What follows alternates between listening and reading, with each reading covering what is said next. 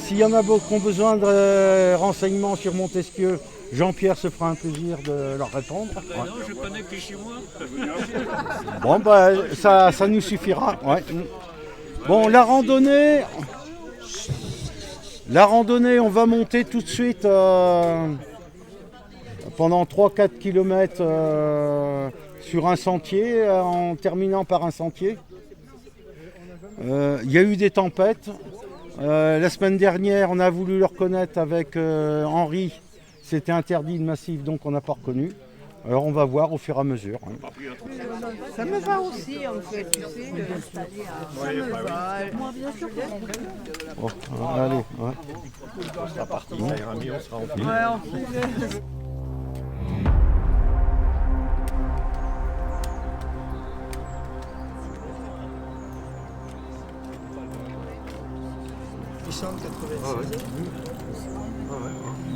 Et tu vois, à Évian, ce qu'il y a de désagréable, c'est que la fontaine d'eau d'Évian, elle coule en permanence. Ah oui,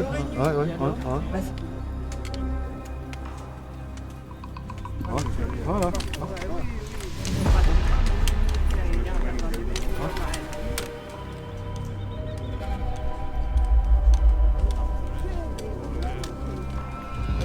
Il y a une option avec un retour. C'est juste pour avoir une vue sur la petite plaine. Et je viens d'apprendre qu'on en a une plus belle là où on va passer. Alors à l'unanimité, vous pouvez vous déshabiller. Hein. Oh non.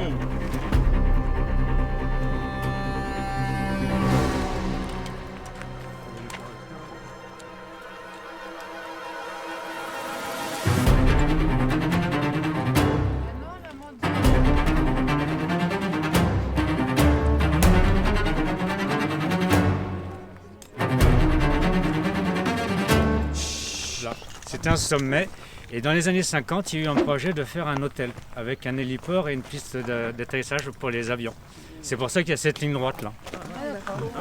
Donc ils ont rasé le sommet de la montagne, les travaux ont commencé et la population a mis un peu le haut là parce que... voilà. Sachant qu'il y avait un même projet en haut qui est au Casa del Soldat, qui est pareil, qui est dans les années 50 avec piscine et tout quoi. Là où...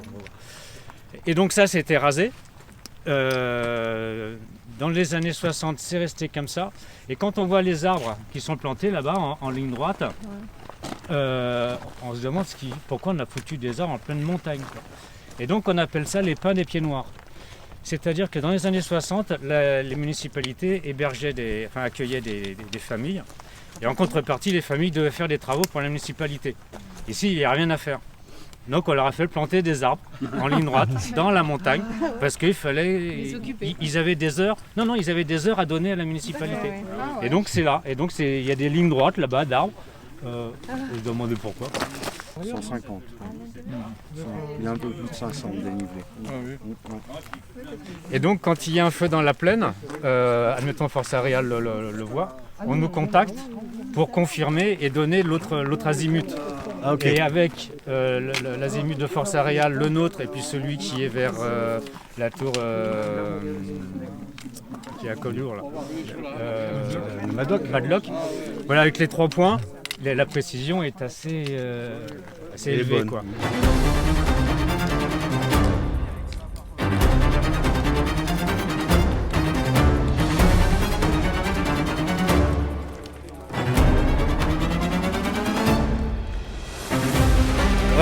Ouais. Moi je n'ouvre pas, hein. Il y a l'urine.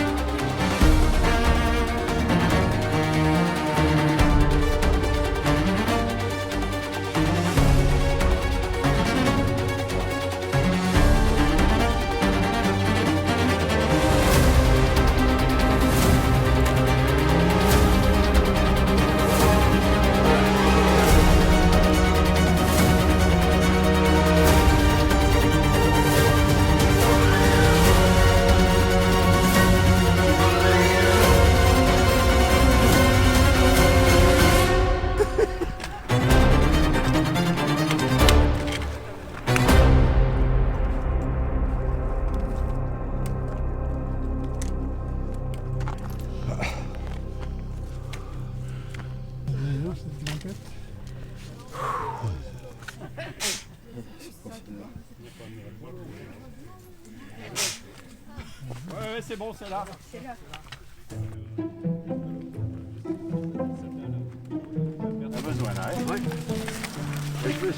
Sans bâton. J'avais fait qu'on descendait. Ça va, j'ai bien écouté. Moi, j'avais peur, mais ça a été. Ah ouais. Et là, double ration. Hein. Ah ouais, ouais. Hein. Si, c'est du faux sucre. Hein. La double ration hein, pour la montée. La mairie, là, au passage là où il y a les jardins, là, sur la gauche, quand tu passes par le passage des jardins. Là. Ouais.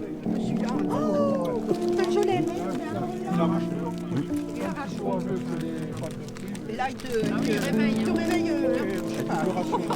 Non, c'est plat. Je t'apprendais comment aussi Jean-Michel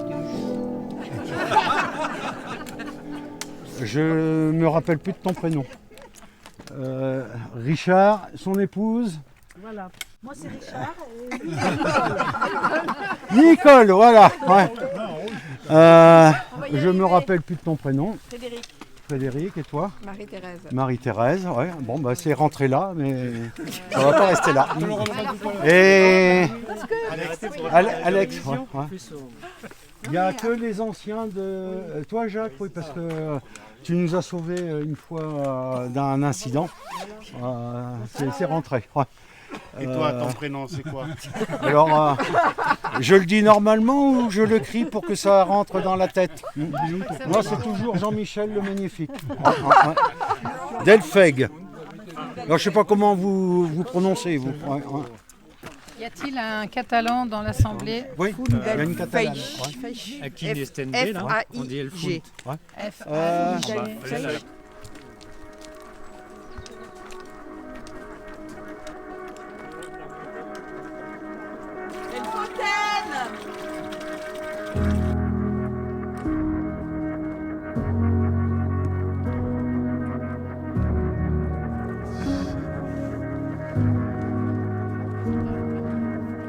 Nous redescendons à la fontaine que vous avez aperçue, certains, et vous aurez le droit à l'apéro et à la pause déjeuner.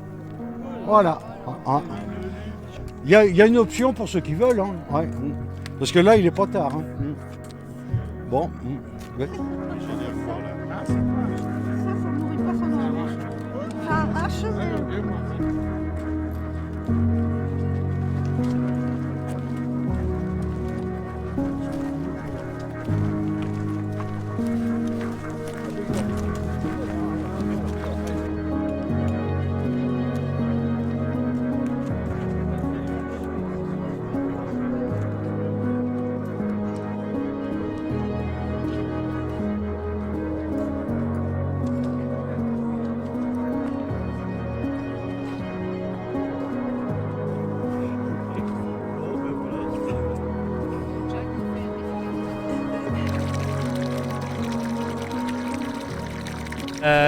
Le casote, là, c'est le casote del Soldat. C'était un hôpital. C'était l'hôpital en 1794, quand il y a eu la guerre de Boulou, la bataille de Boulou. Donc les Français étaient en haut, au col de l'Espinasse, là. Ils passaient de l'autre côté, puis les blessés étaient ramenés là. Et donc maintenant, ça s'appelle casote del Soldat. Et le casote des soldats était privatisé. Dans les années 50, c'était acheté par une famille de Perpignan, qui ont construit une maison ici. C'est pour ça qu'on a une plateforme. Et là où il y a les cistes là-bas, c'était la maison. Ça devait être une sorte de cheminée. Et là, il y a la piscine. Voilà. Déranger personne ici. Donc ici, je ne sais pas si vous connaissez l'histoire du Gommier, le général du Gommier. Non. Donc en 1789, il y a la Révolution, il y a tous les nobles contre-révolutionnaires qui partent. Et en 1994, ils reviennent. Donc ils reviennent côté basque et côté Méditerranée, ils vont passer ici. Et donc la bataille se passe en bas, là, vers Figueras, tout ça. Il y a du Gommier qui est côté français. Et donc la nuit, il réunit tout son état-major et le lendemain matin, il doit repartir, il est crevé, il n'en peut plus. Donc il monte ici, il descend de l'autre côté et sur le coup des 10 heures, il s'arrête derrière un abri et il fait une pause, tellement il était crevé. Tous ses soldats étaient devant, voilà. Il y a un obus qui part de Figueras, paf, en pleine gueule. Et donc Dugommier, il est mort tout seul, à l'arrière, sur un obus avec un boulet. Normalement, il n'aurait pas dû être touché, quoi. C'était pas possible. Et d'après ce que dit la légende, il était en train de manger du jambon, du saucisson. Donc, ça, on efface tout. On prend Dugommier, on le ramène. Alors, je ne sais pas si on l'a ramené à l'hôpital ou si on l'a ramené côté français, mais on l'a fait mourir côté français et mort au front. Il était au front, mais bon, avec un sandwich dans la main. Voilà, alors du coup, l'histoire, alors ça, c'est l'histoire qui est souvent racontée par les Espagnols. Voilà, les Français, ils arrondissent un peu les angles. Alors du coup, je ne sais pas où est la légende et où est la partie vraie. Enfin, en réalité, il est mort, mais pas au front. Voilà, il était à l'arrière et normalement, il n'était pas à portée de tir. Bon, pas de peau, dégommé. Voilà, donc là, c'est l'hôpital. Vous allez voir dedans. Putain, on rentre en bonne santé, mais quand on ressort, je sais pas, mais ça devait être des rudes. Hein. Tout ce qui est amputation, tout ça, c'était là-haut.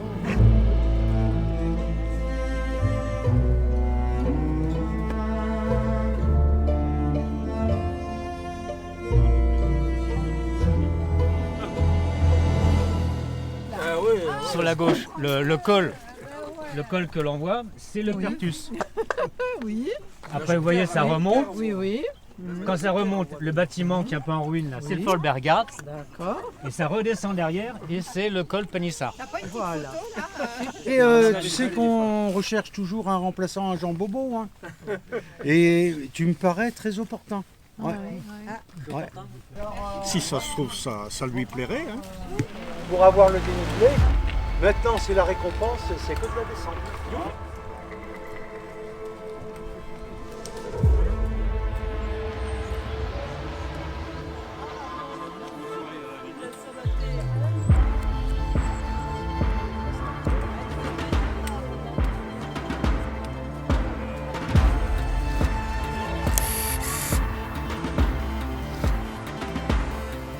Et ça, c'est les casemates. C'est-à-dire, c'est des abris où dedans ils mettaient la poudre, j'imagine, hein, tout ce qui doit supporter, qui supporte pas l'humidité, c'était mis là-dedans. Et donc, ça date de la fin du XVIIIe siècle. Alors, si tu as encore d'idées, ça m'étonnerait, mais je peux te donner quelques idées où je serais intéressé d'avoir un conférencier. Non, mais je l'accroche. Hein, J'adhère. Trafiquants, non, comment ça s'appelle de contrebandiers. Les contrebandiers, c'est pas des gens qui ont des clubs dans les poches, hein, c'est des bandits de grand chemin. Et donc ce fort, la partie en haut, qui est des meurtrières, c'est pour se protéger des contrebandiers quand les contrebandiers venaient arriver là. Et en même temps, les propriétaires du mas étaient aussi contrebandiers. Et donc ça servait à se protéger aussi de la maréchaussée. Et quand la maréchaussée arrivait, à partir de la tour, ils communiquaient avec d'autres tours où ils disaient une fois les contrebandiers arrivent, protégez-vous. Et une autre fois, protégez-vous encore, maintenant c'est la maréchaussée qui se pointe.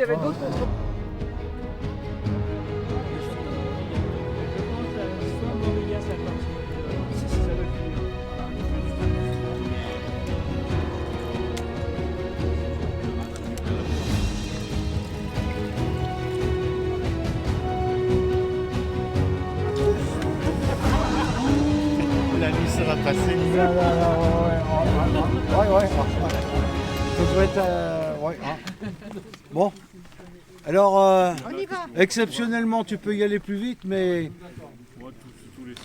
Ah non, mais va pas me dire que tu as des trucs au jardin. Hein. Cueillez la prêle, il vous faut un bon couteau ou un sécateur. C'est la meilleure plante naturelle fongicide. C'est-à-dire, si vous avez des rosiers, des plants de tomates, tout ça, tous les 15 jours, 3 semaines, au vaporisé. Et vous gardez vos plants de tomates jusqu'au mois de décembre, sans maladie. Tu le fais en... Mais alors, il y a des fois,